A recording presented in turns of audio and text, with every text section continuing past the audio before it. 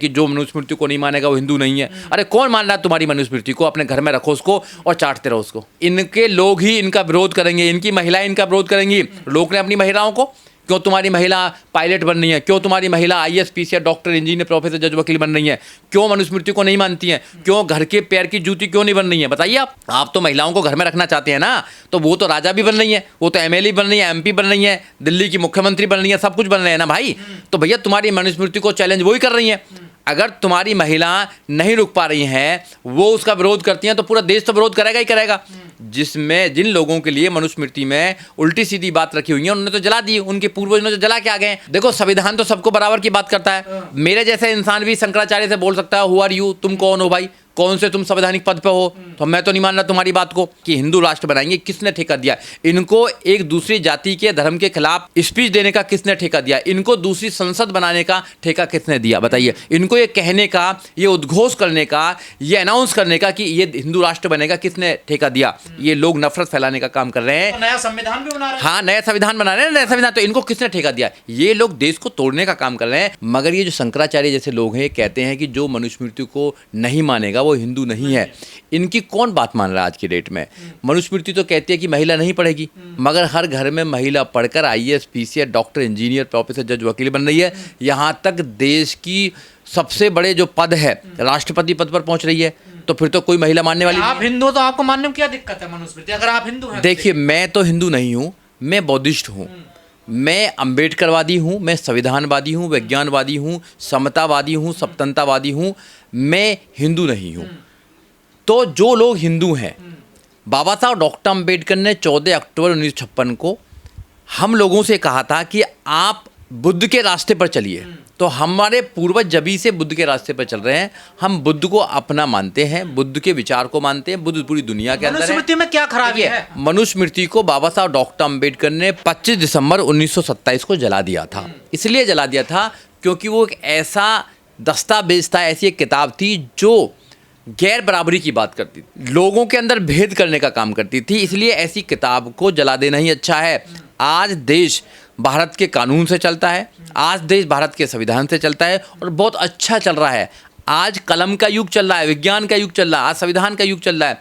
देश का प्रत्येक व्यक्ति आज मेहनत करके कहीं भी पहुंच सकता है, वो किसी भी पद पर पहुंच सकता है।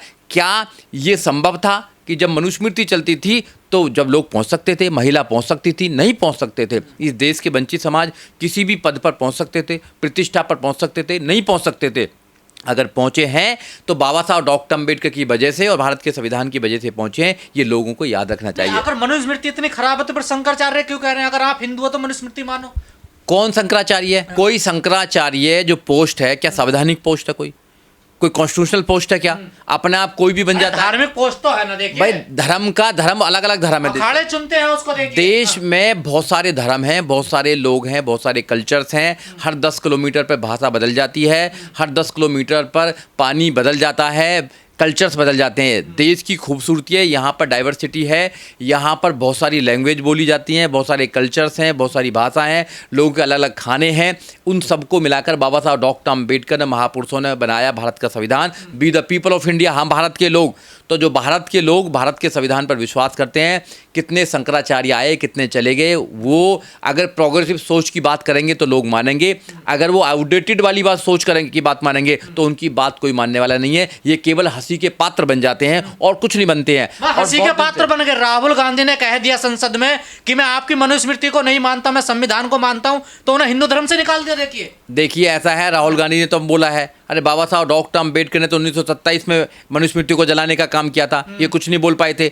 और हर बार 25 दिसंबर को मनुस्मृति दहन होता है इस देश के अंदर। मनुस्मृति जो किताब है वो इस देश में असमता की बात करती है, भेदभाव करने की बात करती है। वो ऐसा ग्रंथ था जो बाबा साहब डॉक्टर अम्बेडकर, जो सिंबल ऑफ नॉलेज है, बाबा साहब डॉक्टर अम्बेडकर 32 डिग्रियां हैं, 9 भाषाओं का ज्ञान है। पूरी दुनिया में बाबा साहब डॉक्टर अम्बेडकर की जो उनकी योग्यता है उसका लोहा माना जाता है। उन्होंने उसको जलाने का काम किया था और जभी से इस देश के ज्यादातर लोग मनुस्मृति को नहीं मानते। तो राहुल गांधी ने अपराध कर दिया क्या कि मैं संविधान को मानता हूं, मनुस्मृति को नहीं मानता हूं? उन्हें हिंदू धर्म से निकाल दिया शंकराचार्य ने। देखिए अरे वो कौन होते हैं हिंदू धर्म में लाने वाले और निकालने वाले?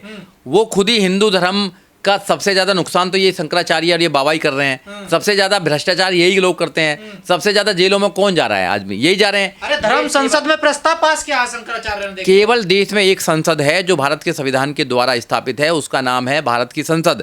कोई ऐसी संसद नहीं है। अगर कोई ऐसी संसद लगाने का काम करता है तो देशद्रोह का काम करता है। इन लोगों पर देशद्रोह का मुकदमा करके जेल में डालना चाहिए। इनको बोलना चाहिए कि तुम्हारे जैसे लोगों की वजह से देश दुनिया में सबसे पीछे जा रहा है। अरे अपने इस जो अंधविश्वास है उसको छोड़िए। आप ऐसे फतवे देना जो दे रहे हैं उनको जारी नहीं कीजिए। देश को प्रोग्रेसिव बनाइए, देश को आगे बढ़ाइए, विज्ञान की बात कीजिए, समता की बात कीजिए। आगे लोगों को बढ़ाने की बात करेंगे तो लोग तुम्हारी बात मानेंगे, नहीं तो तुम हंसी के पात्र बनोगे। तुमको एक भी व्यक्ति मानने के लिए तैयार नहीं है आज की डेट के अंदर, क्योंकि तुम आउटडेटेड हो चुके हो। तुम्हारी सोच आउटडेटेड हो चुकी है। सो सड़ी गली व्यवस्था को तुम आगे फॉलो करना चाहते हो। देश में जी रहे हैं जहाँ देश में लोग कंप्यूटर का ज़माना है, आप AI का ज़माना है। हर इंसान के हाथ में मोबाइल है, दुनिया उसके हाथ में है, दुनिया की हर चीज़ मोबाइल के अंदर आती है। आप उस देश में आउटडेटेड बात कर रहे हैं, उस समय में आउटडेटेड बात कर रहे हैं। जब देश का संविधान यहाँ पर सुरक्षित है, देश के संविधान को लोग अपना अपना एक प्रकार से ग्रंथ मानते हैं और उसके द्वारा देश के संविधान को चलाना चाहते हैं और चलवाना चाहते हैं, तो आप ऐसी आउटडेटेड बात कर रहे हैं कि जो मनुस्मृति को नहीं मानेगा वो हिंदू नहीं है। अरे कौन मान रहा है तुम्हारी मनुस्मृति को? अपने घर में रखो उसको और चाटते रहो उसको। आपको नहीं लगता राहुल गांधी की आड़ में शंकराचार्य संविधान पे हमला बोल रहे हैं? बिल्कुल 100% संविधान पर खतरा है। संविधान पर खतरा है। संविधान पर इसलिए खतरा है क्योंकि संविधान कहता है कि be the people of India, भाईचारे की बात करता है। ये लोग भाईचारा नहीं चाहते हैं। देश तो संविधान से चल रहा है ना? ये संविधान से देश चल रहा है, मगर ये जो लोग हैं, ये शंकराचार्य जैसे लोग हैं या और जो बाबा लोग हैं, वो देश को एक कलर का और एक भाषा का देश बनाना चाहते हैं। वो चाहते क्या है कि देश का संविधान कहता है be the people of India. वो समानता की बात करता है, वो न्याय की बात करता है, समता की बात करता है, वो भाईचारे की बात करता है। ये क्या करते हैं कि भैया समता नहीं होनी चाहिए, ऊंच नीच होनी चाहिए। ये क्या सोचते हैं? मनुस्मृति में समानता नहीं है। बाबा साहब डॉक्टर अम्बेडकर ने उसका दहन किया। क्यों किया? इसलिए क्या? क्योंकि उसमें असमानता थी और वो एक को ऊंचा और एक को नीचा मानने का काम करता है। भारत का संविधान ऐसा नहीं मानता। भारत का संविधान सबको नागरिक मानता है, सबको बराबर का अधिकार देता है, सबको फंडामेंटल बराबर का अधिकार है, सब कुछ अधिकार है बाबा साहब डॉक्टर अम्बेडकर के बनाए हुए संविधान के अंदर। इनकी जो किताब बनाई थी मनुस्मृति जो है, वो एक काला अध्याय रहा है जो जा चुका है, कभी लौट के ना आने के लिए। अगर ये दोबारा लौट के लाना चाहते हैं तो इनके लोग ही इनका विरोध करेंगे, इनकी महिलाएं इनका विरोध करेंगी। लोग ने अपनी महिलाओं को, क्यों तुम्हारी महिला पायलट बन रही है, क्यों तुम्हारी महिला IAS PCS doctor engineer professor जज वकील बन रही है, क्यों मनुस्मृति को नहीं मानती हैं, क्यों घर के पैर की जूती क्यों नहीं बन रही है? बताइए आप तो महिलाओं को घर में रखना चाहते हैं ना, तो वो तो राजा भी बन रही है, वो तो MLA बन रही है, MP बन रही है, दिल्ली की मुख्यमंत्री बन रही है, सब कुछ बन रहे हैं ना भाई। तो भैया तुम्हारी मनुस्मृति को चैलेंज वही कर रही है। अगर तुम्हारी महिला नहीं रुक पा रही हैं, वो उसका विरोध करती हैं, तो पूरा देश तो विरोध करेगा ही करेगा। जिन लोगों के लिए मनुस्मृति में उल्टी सीधी बात रखी हुई है उन्होंने तो जला दी, उनके पूर्वज ने तो जला के आ गए। हमारा क्या लेना देना मनुस्मृति से? और इस देश के लोगों से कुछ लेना देना नहीं मनुस्मृति से। केवल ये जो ढोंगी बाबा हैं ये चाहते हैं कि नहीं, अगर ये सिस्टम बना रहेगा तो इनकी जय जयकार होती रहेगी। अगर सिस्टम टूट गया, सब लोग मॉडर्न हो गए, सब लोग विज्ञान पे बात करने लगे, सब लोग तर्क की बात करने लगे, सब लोग समता की बात करने लगे, भाईचारा होने लगा, तो इनकी जो दुकान है वो बंद हो जाएगी। इनकी जो मनुस्मृति से फायदा शंकराचार्य को? बिल्कुल फायदा है। क्यों संविधान से फायदा नहीं है? देखो संविधान तो सबको बराबर की बात करता है। मेरे जैसे इंसान भी शंकराचार्य से बोल सकता है हु आर यू, तुम कौन हो भाई, कौन से तुम संवैधानिक पद पे हो? तो मैं तो नहीं मान रहा तुम्हारी बात को, है ना, मगर संविधान की बात को मानूंगा। संविधान के पद पर कोई बैठा होगा और वो आदमी कोई बात करता है तो मैं तो देश की बात मानूंगा, मगर ऐसे ढोंगियों की बात तो मैं मानने को तैयार नहीं हूं। तो यही तो ताकत देता है। आप ढोंगी कह रहे हैं, ये तो धार्मिक लोग है ना, देखे धर्मशास्त्र का इनको ज्ञान होता है। देखो ऐसे है, सबको ज्ञान है, हमको भी ज्ञान है, हमको भी ज्ञान है। हमने कपड़े तो काले कोट पहन रखे हैं, काला कोट पहन रखा, हम भी पहन ले भाई, ये तो हमको भी ज्ञान हो जाएगा। ज्ञान सबको हो जाता है, मगर इन लोगों को देश के अंदर नफरत फैलाने का ठेका किसने दिया? इनको अलग देश बनाने का कि हिंदू राष्ट्र बनाएंगे, किसने ठेका दिया? इनको एक दूसरी जाति के धर्म के खिलाफ स्पीच देने का किसने ठेका दिया? इनको दूसरी संसद बनाने का ठेका किसने दिया? बताइए। इनको ये कहने का, ये उद्घोष करने का, ये अनाउंस करने का कि ये हिंदू राष्ट्र बनेगा, किसने ठेका दिया? ये लोग नफरत फैलाने का काम कर रहे हैं। तो नया संविधान भी बना रहे हैं। हाँ, नया संविधान बना रहे हैं, नया संविधान। तो इनको किसने ठेका दिया? ये लोग देश को तोड़ने का काम कर रहे हैं। अगर इस देश में कोई अगर बात करता है दूसरे देश को बनाने की या दूसरे देश को तोड़ने की, हमारे देश को तोड़ने की, तो उन पर क्या होता है? NSA लगाने का काम करता है। कोई खालिस्तान की बात करता है तो NSA लगा के जेल में डालने पड़ता है। और ये हिंदू राष्ट्र बनाने की बात करे तो इन पर क्यों नहीं NSA लगता? इनको क्यों नहीं जेल में डाला जाता? इन पर क्यों नहीं देशद्रोह लगता? क्योंकि सरकार ऐसा चाहती है कि इस देश में केवल धर्म के नाम पर लड़ाई होती रहे और हम वोटों का सौदा करते रहें, वोटों का ध्रुवीकरण करते रहें। ये सरासर गलत है। ऐसा देश के अंदर नहीं होना चाहिए।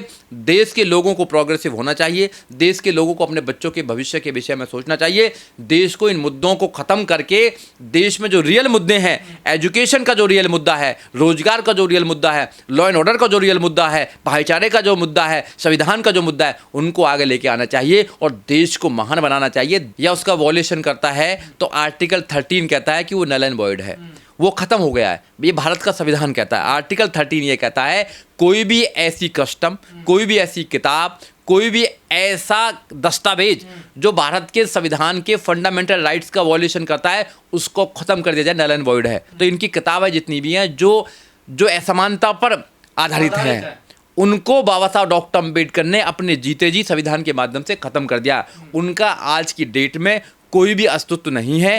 केवल ये मरे हुए मुर्दों को उखाड़ने का काम कर रहे हैं। आप कह रहे हैं कोई अस्तित्व नहीं है उस... पहली बात तो यह है कि दलितों को घोड़ी पर क्यों चढ़ रहे हैं दलित घोड़ी पर? अरे पहले तुम हाथी पर चढ़ जाओ। माननीय काशीराम साहब तुम्हें हाथी पर चढ़ाना चाहते थे, हाथी पर चढ़ाकर तुम्हें सरकार में साझा करना चाहते थे। जब तुम्हारी सरकार बन जाएगी, हाथी मजबूत हो जाएगा, बहुजन समाज पार्टी मजबूत हो जाएगी, किसी की औकात नहीं कि तुम्हें घोड़ी से छोड़ो, तुम्हें कहीं से भी कोई उतार देगा। और तुम मंदिर क्यों जाना चाहते हो? बाबा साहब डॉक्टर अम्बेडकर ने तो आपको कहा था कि आप बुद्ध के रास्ते पर चलो, आप विज्ञान के रास्ते पर चलो, आप कलम के रास्ते पर चलो, आप अपने बच्चों को इतना पढ़ाइए कि आप हर किसी इंसान के सामने तर्क कर सकें। तो आपने बाबा साहब डॉक्टर अम्बेडकर की बात तो मानी नहीं। आज भी आप मंदिर मस्जिद का चक्कर लगा रहे हो। अरे विद्यालय का चक्कर क्यों नहीं लगा रहे हो? अपने बच्चों को विदेश क्यों नहीं भेज रहे हो? अपने बच्चों को अच्छी एजुकेशन क्यों नहीं दे रहे हो?